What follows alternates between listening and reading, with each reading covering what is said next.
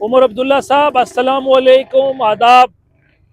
27 नवंबर 2025 को पब्लिक का जर्नलिस्ट अरफाज अहमद डेंग का घर जेडीए ने डिमोलिश किया था और हमने कहा था कि ये डेमोलिशन इलीगल है, जिसके बारे में आप भी अच्छे तरह से वाकिफ।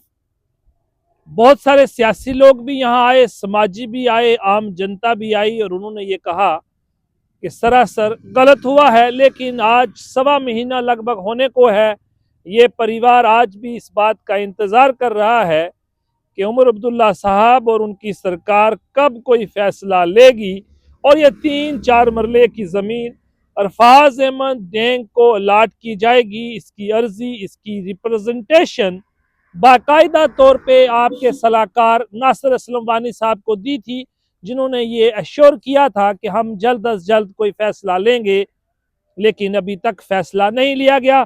मेरे साथ आप देख रहे हैं बुजुर्ग अरफाज अहमद डेंग साहब के वालिद गुलाम कादिर डेंग साहब, उनकी वालिदा बुजुर्ग इस वक्त मेरे साथ यहाँ तशरीफ फरमा है, बुजुर्ग हैं। और अरफाज डेंग साहब के ये छोटे छोटे मासूम बच्चे, यानी कि 2 उनके बेटे और एक छोटी सी नन्ही मुन्नी बेटी खुले आसमां के तले जिंदगी बसर कर रही है। उमर अब्दुल्ला साहब, इनके सर पे कोई छत नहीं है सिवाय इस तरपाल के छत के अलावा। 3 मरले के घर को तोड़ दिया गया था। कई कॉलोनीज मैंने इससे पहले भी गिनवाई जो रेगुलाइज की गई। इससे पहले कई लोग यहां आए जिन्होंने फारूक अब्दुल्ला साहब से भी गुजारिश की और मुझे यह भी बताया गया कि उन तक ये बात पहुंचाई गई थी और उन्होंने कहा था मैं खुद यहाँ पर विजिट करूंगा, लेकिन शायद वो यहाँ नहीं आ पाए। क्या मजबूरी रही होगी उस पर तो मैं आज चर्चा नहीं करूंगा, लेकिन एक बार फिर आपको ये याद दिलाना था कि ये परिवार इस इंतज़ार में है कि इसकी रेगुलाइजेशन प्रोसेस कब शुरू होगा। और हमने बाकायदा तौर पे ये कहा था और आज भी कहते हैं कि प्रॉपर पैसा जो अलाटमेंट का है वो देने के लिए ये परिवार तैयार है, हम लोग तैयार है, जम्मू कश्मीर की जनता तैयार है कि ये ज़मीन फ्री में अलाट ना की जाए, बल्कि मुट्ठी में जो जेडीए ने फ्लैट बनाए हैं उसके सामने नाले के ऊपर बड़ी बड़ी कमर्शियल बिल्डिंग बनी है, उनको इलीगल कंस्ट्रक्शन को रेगुलाइज किया गया है।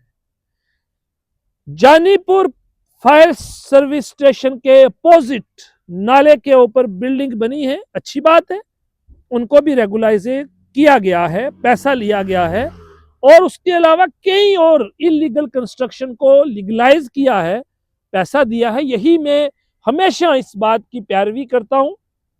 हमेशा हम ये कहते हैं कि अलाटमेंट का प्रोसेस रहना चाहिए।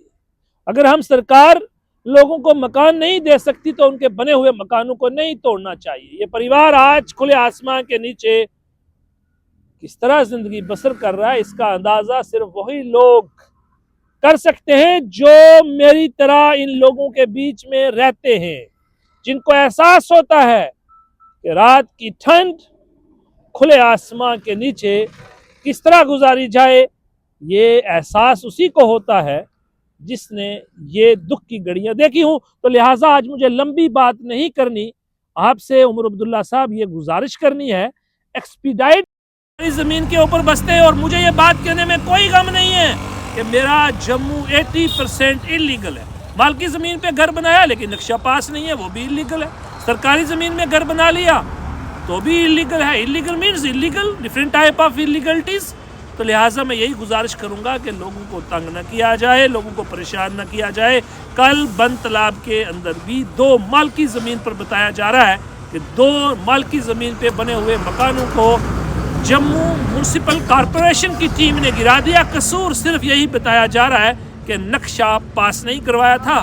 कहाँ नक्शे पास होते, पैरामीटर्स ही फुलफिल नहीं हो पाते। नक्शे पास करवाना कोई इतनी आसान बात थोड़ी है। तो लिहाजा ये छोटी छोटी इलीगलिटी जो है कंपाउंड हुई है, कई केसेस में हुई हैं। आम बंदे का घर नहीं गिरना चाहिए, किसी का भी नहीं गिरना चाहिए।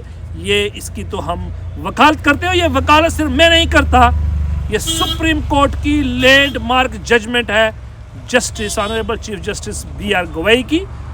उसमें यही कहा है कि आप किसी के मकान को इलीगली डिमोलिश नहीं कर सकते। बहुत बहुत धन्यवाद।